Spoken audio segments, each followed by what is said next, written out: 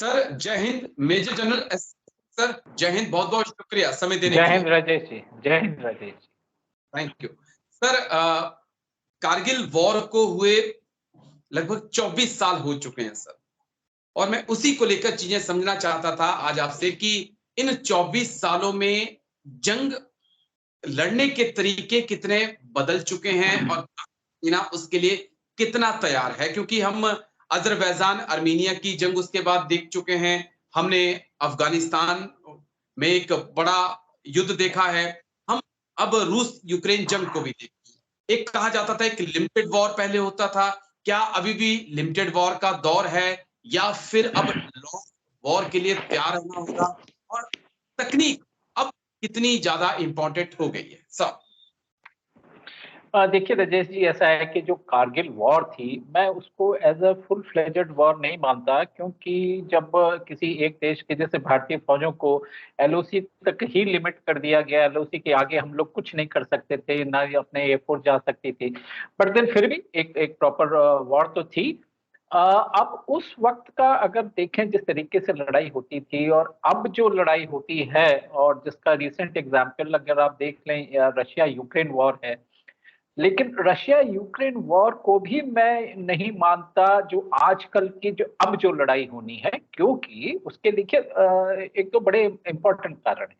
पहली बात है इसमें जिस तरीके से एयर पावर का इस्तेमाल नहीं किया गया, बैटल फील्ड की तैयारी नहीं की गई। तैयारी से मेरा मतलब होता है कि जब आप लैंड फोर्स है, यानी कि आपकी आर्मी जब युद्ध में जब जाती है, उससे पहले जितने भी दुश्मन के ठिकाने हैं, इनके लॉजिस्टिक्स इंस्टॉलेशन हैं, एम्युनिशन डिपोज हैं, ब्रिजेस हैं, जिस रास्ते से ये लोग आएंगे, दुश्मन की फौज आएगी, कंटोनमेंट एरियाज हैं, और जहां से ट्रेन पकड़ते हैं, बोर्डिंग स्टेशन, और ये सारे जो हैं एक तरीके से बर्बाद किए जाते हैं, और ओके। जिससे कि दुश्मन की फाइटिंग कैपेबिलिटी जो है वो काफी हद तक रिड्यूस कर दी जाए।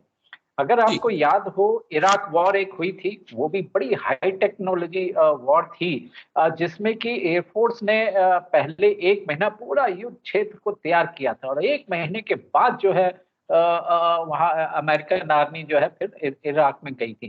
तो अगर आप ठीक। ये देखें, उसको कंपेयर करें, यस वो एक हाईटेक वॉर थी, और आने वाले समय में भी अब ऐसी ही हाईटेक वॉरफेयर देखने को मिलेगी। इसमें सबसे पहले जो होगा, एक तो मिसाइल्स की वॉरफेयर आजकल चलेगी, और एयर पावर। ये दो ठीक। बहुत ही इंपॉर्टेंट आपके पास रिसोर्स हैं, जो कि आपके युद्ध के क्षेत्र को, रण के मैदान को पूरा तैयार करेंगे, जिससे कि जब हमारी आर्मी जब लॉन्च पे जाएगी, तो बस छोटे मोटे ही रेजिस्टेंस वगैरह होंगे। तो एक तो ये है। दूसरी चीज ये है कि अब जो वॉर होगी वो थोड़ा-सा स्पेस वॉर में भी साथ में लड़ी जाएगी। ज़मीन पर तो ख़ैर है ही, स्पेस ठीक। वॉरफेयर चलेगी, जिसमें कि अब देखिए हर चीज़ जो है सैटेलाइट बेस्ड हो गई है। कम्युनिकेशन हो वो भी थ्रू सैटेलाइट है। तो एक तो एंटी सैटेलाइट एक देश के पास कैपेबिलिटी होनी चाहिए कि हम दुश्मन के सैटेलाइट को गिरा सकें, जिससे कि उनकी जो निगरानी है, सर्विलेंस है, डायरेक्शन है, कम्युनिकेशन है, हर चीज़ जो है वो तबाह होगा। ठीक। तीसरी चीज जो होगी, cyber warfare. Cyber okay. Warfare एक बहुत बड़ा मुद्दा है। ये जो है एक काफी स्ट्रॉन्ग पावरफुल टूल है आने वाले लड़ाई में। तो इसका भी जो है दुश्मन पूरा इस्तेमाल करेंगे, और कोई भी देश जो लड़ाई में जाएगा पूरा इस्तेमाल करेगा कि इनके जितने भी सिस्टम्स जो ऑपरेट कर रहे हैं, हर चीज सॉफ्टवेयर बेस्ड हो गई है, ऑटोमेटेड हो गई है, कंप्यूटराइज्ड हो गई है। तो बिल्कुल सर। उसको कैसे मतलब ब्लॉक कर दिया जाए, तो आपका कमांड कंट्रोल ये सारा कुछ जो है सब कुछ खत्म हो जाएगा। उसका उदाहरण देख ओके। लीजिए पीस टाइम में, जिस तरीके से हमारा रिजर्वेशन सिस्टम या इलेक्ट्रिक ग्रिड है, इलेक्ट्रिसिटी, ये सब तबाह बिल्कुल तो सर। ऐसे ही ये छोटा सा नमूना था, लेकिन युद्ध में इसका बहुत बड़े रूप में इसका उपयोग किया जाएगा, साइबर इस्तेमाल हो वॉरफेयर। सकता है। मैं एक जो चीज समझना चाह रहा था आपसे कि जैसे 1971 में वॉर होता है, 17 दिन पाकिस्तान को मात दे दी जाती है, कारगिल 2 महीने तक वॉर चलता है। लेकिन क्या आपको ऐसा लगता है कि किसी एक कंट्री को, चाहे भारत की मैं बात करूं, आने वाले वक्त में एक ऐसे वॉर के लिए तैयार रहना होगा जो 2 से 3 साल चल सकता है, लंबा खींच सकता है, और साथ ही साथ जो रूस यूक्रेन वॉर को देख रहा हूं मैं, तो उसमें ये नहीं है कि आर्मी टू आर्मी लड़ रही है, आर्मी के साथ साथ सिविलियन इंस्टॉलेशन जो है उनके ऊपर भी अटैक किए जा रहे हैं। तो अगर युद्ध होता है तो ये हम भूल जाएं कि राजस्थान, जम्मू कश्मीर, पंजाब में होगा हमला, मुंबई में भी हो सकता है हमला, दिल्ली में भी हो सकता है, और कहीं ना कहीं बेंगलुरु तक जो है चीजें पहुंच सकती हैं। क्या इस तरीके से आने वाली जंग होगी सर?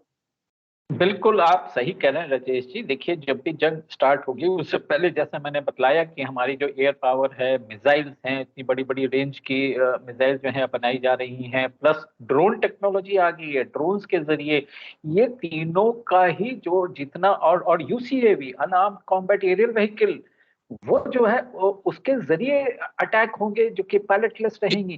तो ये पहले युद्ध क्षेत्र तैयार करेंगे। युद्ध क्षेत्र से जब मैं बोलता हूँ तो जैसे जो टारगेट्स आपने बतलाए, मान लिया जाए भारत के अंदर कुछ है, तो ये जितने भी पंजाब में, राजस्थान, जो भी बॉर्डर वाले स्टेट्स हैं, प्लस इसके साथ-साथ जो अंदर के जो इलाके हैं, जितने लॉजिस्टिक्स एरियाज़ हैं, लॉजिस्टिक्स नोड है फौजी की, जहाँ-जहाँ ये मिसाइल्स प्रोडक्शन फैक्ट्रीज़ हैं, ऑयल डिपोज़ हैं बड़े-बड़े, ये सब जो है तबाही में आएँगे। क्योंकि वॉर में फिर कोई बाउंड्री नहीं है, पूरा देश में कहीं भी दुश्मन अटैक आके कर सकता है। कुछ एक संधियाँ हैं जहाँ पर अटैक नहीं हो सकता, जैसे कि न्यूक्लियर इंस्टॉलेशंस हैं, जहाँ आपके हैं तो वहाँ पर अटैक नहीं होगा। ये हम लोगों की इंटरनेशनल संधियाँ हैं, इसके ऊपर सभी देशों ने साइन किया हुआ है। डैम्स हैं जैसे बड़े-बड़े, तो वहाँ पर ये चीज़, बट इसके अलावा आप ये लेके चलिए, एयरफील्ड हो चाहे सिविल टारगेट्स हो, ये सब पर जो है बमबारी आ सकती है। ठीक, एक चीज और सर, क्योंकि एक वार रिजर्व भी होता है अम्निशंस का, कई जगह पे 13 दिन का रखा जाता है, कभी 40 दिन का होता है।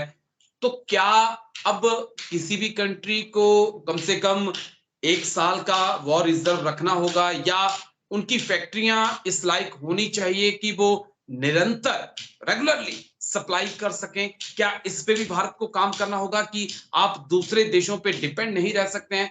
उस वक्त ये सिखा दिया रूस यूक्रेन जंग ने। देखिए रजत जी, आने वाले जो भी युद्ध जब भी होगा, इसमें लॉजिस्टिक्स जो है ना, वो बहुत ही बड़ा रोल प्ले करेगा। लॉजिस्टिक्स लॉजिस्टिक्स से मेरा मतलब है उसमें ये एम्यूनेशन भी आ जाता है। लॉजिस्टिक्स में जितना हमारे राशन पानी और ये सारी चीजें हैं, हॉस्पिटल्स हैं, ये सब चीजें जो हैं आ जाती हैं, और इन जी, सब पे जो है बदलाव करना पड़ेगा। जैसा कि आपने मेंशन किया कि क्या 30 दिन या 15 दिन से होगा। अब जो वॉर होगी आने वाली समय में, ये लंबी वॉर होगी। ये शॉर्ट एंड स्विफ्ट वॉर से आप ज़्यादा डेप्थ के टारगेट्स आप अचीव नहीं कर पाएँगे, क्योंकि आपको वक़्त लगेगा इन सब चीज़ों में, एट्रिशन ज़्यादा होंगी, कैजुअल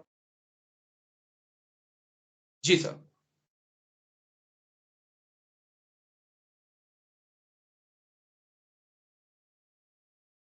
जी, जी, जी, जी सर, जी। माफ़ माफ़ कीजिएगा थोड़ा-सा। हाँ, तो ये जो मैं बतला रहा था कि ये जितने ये कम से कम आप लगा लीजिए, हमें 3 से 4 महीने, जहाँ तक भारत के इस क्षेत्र की लड़ाई का सवाल है, 3 से 4 महीना का आपको रिज़र्व स्टॉक पूरा लेके चलना पड़ेगा, अन्यथा आप एंड वक़्त पर फिर मारे जाएँगे। अब आप उदाहरण कारगिल वॉर के देख लीजिए, कम से कम 2 ढाई महीना लड़ाई चली थी। हमारे पास एम्यूनिशन जिस तादाद में फायर किया गया, हमें एम्यूनिशन की शॉर्टेज होने लगी थी, लेकिन फिर भी हमारी फैक्ट्रियों ने काफ़ी उसको सप्लाई जारी रखी। उस तरीके से हम लोग कुछ इम्पोर्ट भी किया गया था, तो इस तरीके से हम लोगों ने मैनेज कर लिया। लेकिन अगर यही चीज़ वो कारगिल वॉर थी, लोकलाइज़्ड वॉर थी, क्योंकि सिर्फ़ ओके, उसी एरिया में जम्मू कश्मीर में। लेकिन जब एक्चुअल वॉर होगी तो ये पूरे जितना भी अपना, चाहे वेस्टर्न फ्रंट ले लीजिए, चाहे नॉर्थर्न फ्रंट ले लीजिए, ये पूरा फ्रंट एक्टिवेट होगा। तो उस केस में एम्यूनिशन की खास तौर पे डिमांड बहुत ही ज़्यादा होगी। हमें उसके लिए आने वाले समय में तैयार होना पड़ेगा। साथ ही जैसे मैं और भी जी, चीज़ें लॉजिस्टिक्स की मैं बात कर रहा था, चाहे वो हॉस्पिटल्स हों, अपने सप्लाई नोड्स हो, इनको भी अभी हम लोग सब ओवरग्राउंड रखते हैं, लेकिन वो सबसे पहला टारगेट होगा। तो ये सबको जो है अंडरग्राउंड जाना पड़ेगा, तो हमारी वो टोटल मतलब वॉर फाइटिंग की टेक्नीक जो है पूरी जो है बदल जाएगी आने वाले समय। ठीक है सर। एक आखिरी सवाल और बहुत इंपॉर्टेंट सवाल इस चर्चा का। 1948, उसके बाद 1962, 1965, 1971, 1999 तक जब मैं देखता हूं तो ये देखता हूं कि पाकिस्तान के साथ जंग हुई तो चीन पाकिस्तान का साथ देने नहीं आया। फिर जब चीन के साथ जंग हुई तो पाकिस्तान ने भी अपने फ्रंट पे मोर्चा नहीं खोला और कहा कि हिंदुस्तान पाकिस्तान लड़ते रहिए। क्या अब यानी कि 2023 आते आते ऐसे हालात बन चुके हैं कि अब अगर फ्रंट खुलता है तो एक फ्रंट नहीं खुलेगा, दोनों फ्रंट खुलेंगे, और अगर दोनों फ्रंट खुलते हैं तो 2030 में भारत दोनों फ्रंट के लिए कितना तैयार है और कितनी तैयारी करने की जरूरत है सर? देखिए, बड़ा अच्छा सवाल आपका है ये। और अभी प्रेजेंट अगर हालात आप देखें, मान लिया जाए हमारा युद्ध पाकिस्तान से अगर होता है, तो मुझे नहीं उम्मीद है कि चाइना अपना फ्रंट चाइना भी एक्टिवेट करेगा। लेकिन अगर चाइना का फ्रंट एक्टिवेट होता है, अगर हम चाइना के साथ लड़ाई में जाते हैं, तो पूरे चांसेस हैं पाकिस्तान के वेस्टर्न फ्रंट भी वो एक्टिवेट होगा, क्योंकि इन लोगों ओके। की आपस की ये चीज समझौता भी है। तो उस केस में टू फ्रंट वॉर के लिए हमें तैयार रहना पड़ेगा। लेकिन अब इसमें संदेह ये आता है कि जो प्रेजेंट हालात हैं पाकिस्तान के इकोनॉमिकली, क्या वो देश लड़ाई के लिए तैयार रहेगा? अभी जितनी इकोनॉमिकली जो उनकी हालत है, जो गरीबी में जो वहाँ सैलरी देने तक के लिए इनके पास पैसा नहीं है, तो आप सोच लीजिए जी। युद्ध में कितने अरबों खरबों जो है पैसा लगता है, वो कहाँ से आएगा? तो निकट भविष्य में अगर आप देखें, जब तक कि पाकिस्तान उभर के इकोनॉमिकली एक अपने आप को नहीं सुधार पाता, तब तक मुझे ऐसी उम्मीद नहीं है कि अगर हम चाइना के साथ लड़ाई जाएं तो पाकिस्तान का बॉर्डर भी शायद एक्टिवेट हो। हाँ, छुटपुट घटनाएं एलओसी के क्रॉस फायरिंग आदि ये चीजें होती रहेंगी, लेकिन वॉर का जहां तक सवाल है, आने वाले कम से कम 4-5 साल तक तो टू फ्रंट वॉर का वो नहीं है। लेकिन उसके बाद जब ये पाकिस्तान अगर इकोनॉमिकली वेल ऑफ हो जाता है, उसके बाद जरूर उम्मीद है, और भारत को हर वक्त जो है तैयारी उसी हिसाब से करनी चाहिए। सो अभी वक्त है भारत के पास 5-6 साल, हमें उसी हिसाब से अपने infrastructure right till the border तक, वो अपना एमुनिशन की स्टॉकिंग, अपने हथियारों का मॉडर्नाइजेशन, ये सारा कुछ करने के लिए बस इतना ही वक्त है, आप ये लगा लीजिए। ठीक है सर, चलिए बहुत बहुत शुक्रिया sir. Thank you major general धन्यवाद। SK Singh sir, thank you इतने अच्छे से चीजों को समझाने के लिए। शुक्रिया सर, थैंक यू, जय हिंद। धन्यवाद राजेश, जय हिंद।